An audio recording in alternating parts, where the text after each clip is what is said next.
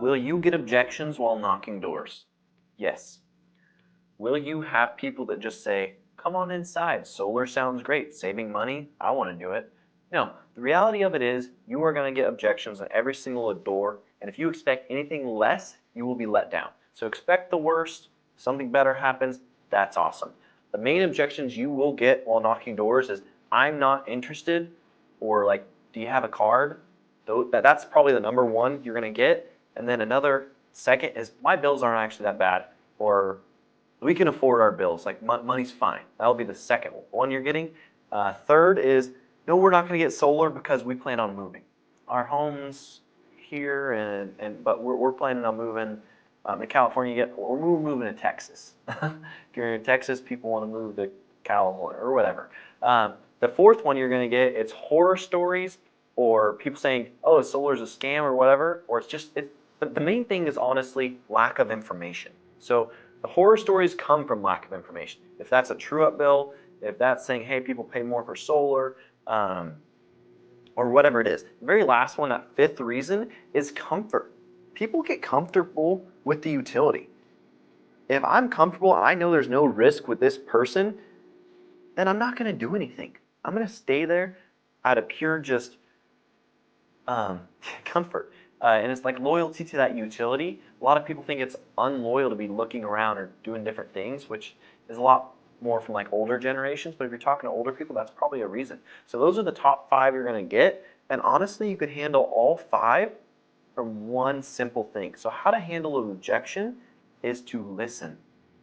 The best way to handle, I'm not interested, my bills aren't bad, I'm moving, horror stories, or I'm comfortable with what I'm doing. They won't tell you what they're comfortable with what they're doing too. They'll just be like, no, we're not going to do anything. But the reason you have all 5 of those main objections you're going to get on every door you talk to is because you need to listen to them. You got to think about it this way. Most people probably never listen to that person.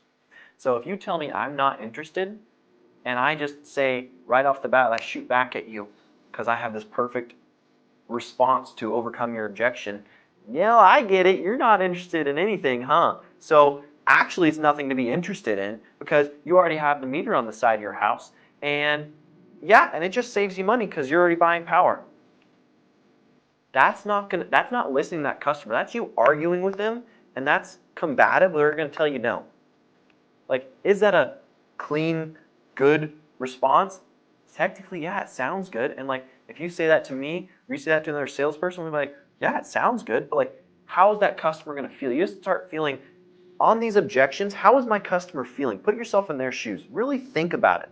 Try and educate yourself on everyone's situation. Like, it's funny. Like, you go take a sociology class, it talks about that. Different cultures, different areas. Everyone thinks and feels differently. Like my sociology class talked about, I think it was Spain or somewhere. It's normal to stand this close to someone. Here, if you do that, you're like, what are you doing? But you got to really understand that every single person is different. Just don't assume anything about that person. So I'm not interested. The first thing I'm going to do with that is I'm going to start talking to them. I'm going to ask questions. I'm going to put myself in a position to where I actually understand why they are not interested. That is the main thing with handling objections. If you can do that, you don't have to know anything, know any fancy line, and you can take your time doing this a lot more as well. So if someone says, I'm not interested, the first response you should be asking them is having a genuine intention to find out where they are in their buying process and in their life. So it's like, okay, no, that makes sense. Like, you're not interested in solar, or what are you not interested in? If they just told you I'm not interested, they don't even know what they're saying. Yeah, whatever you're selling.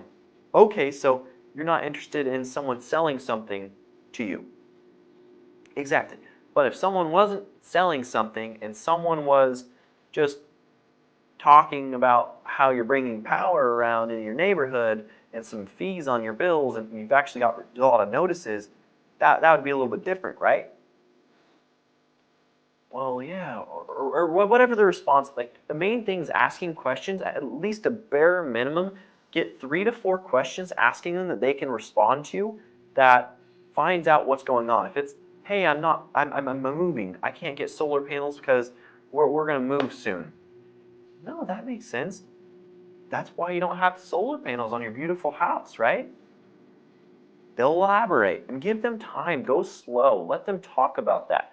It's like, okay, so Do you have a job? Do you have a job picked out somewhere? Oh, we're going to do the same job. Okay. Do you know where you're going to move? Oh, we're going to move to North Dakota. Okay. Have you been to North Dakota? You haven't. What makes you want to move there? Okay. Do you have a certain city you're going to visit? No? Okay. Let them talk. So, when you go to North Dakota, you probably want to make sure you go there a couple times and figure out what city and what part of town you want to live in, right? That's what you're going to do? Yeah?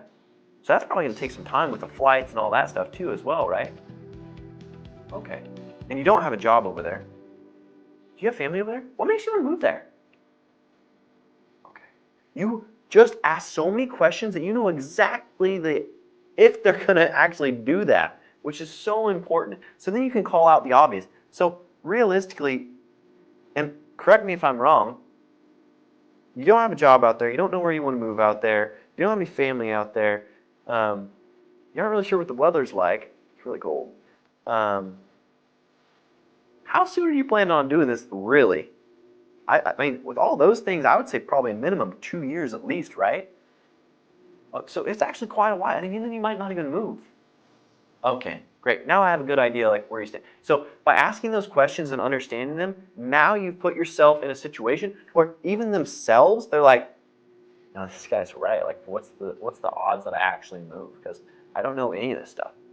I'll probably stay here for forever.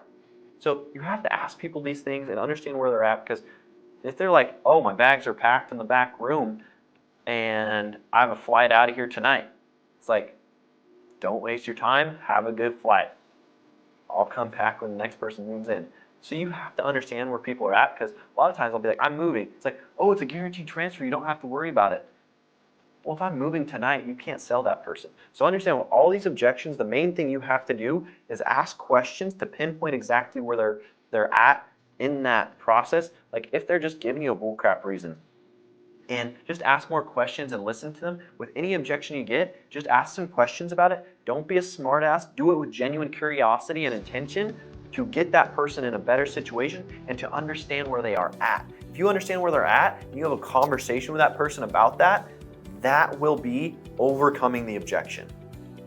Get after it. Make sure to ask questions, care about your customers.